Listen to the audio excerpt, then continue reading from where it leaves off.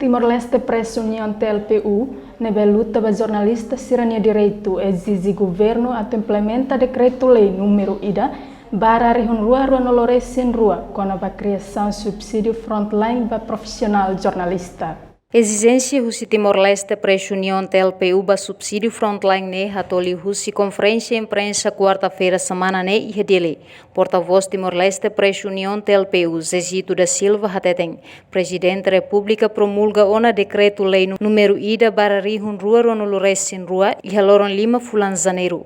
Criação subsídio para profissional Sira nebe desenvolve atividade jornalista. Mebeto ona fulan abril sedau ia clareza com a implementação. TLPU harekata direito frontline jornalista siranian to agora o governo sedau responde mas que presidente da República promulga ona decreto-lei número 1/2022 dia 5 de janeiro com a criação subsídio para profissional Sira nebe desenvolve atividade jornalística.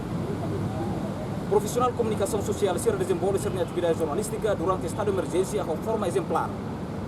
Contribui ativamente para a divulgação de informação credível não necessário com a prevenção no combate à pandemia e a território nacional. Nebe menos ansiedade da população sirania no prevenção para pânico em sociedade. Halau ser dever profissional no contribui para emahutu ninia dia. Informação sirane divulga o profissional sirane exerce atividade jornalística pode contribuir ona para a população cumpre regra estado de emergência nian no halau tuir hábito higiene mudar cumprimento do protocolo de saúde pode minimizar no prevene propagação do novo coronavírus. E hafating hanesan presidente TLPU Candido Alves Hateten. TLPU hanesan mahung ida ba jornalista Sira hakarak fo hanoi ba governo com a subsídio frontline. Organização TLPU hanesan mahung ba jornalista Sira hotu. Exemplo ida makne. Itania fukun nebe kona baita, então ita tem que resolver ita ni umalaran. Tampanema organização TLPU kata hato ona fatin Sira nebe la ihalian, basira nebe ihalian. Liliu bakanar jornalista nian.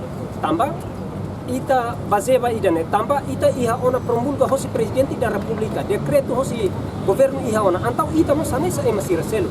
Tampanema kata ho conferência imprensa ne ita la para hene mas ita tem que puka atu hatene o insa fukun nebe ministério Sira hasoru hodi hapara o hodi halo itene processo ne parado ema hotu ona ne PNTL FDTL número li hosirihon mas be agora Sira liona ita nebe sura de tolima pois ita ni kanar kata ohin ita halo ohin ne poku hatene hotu.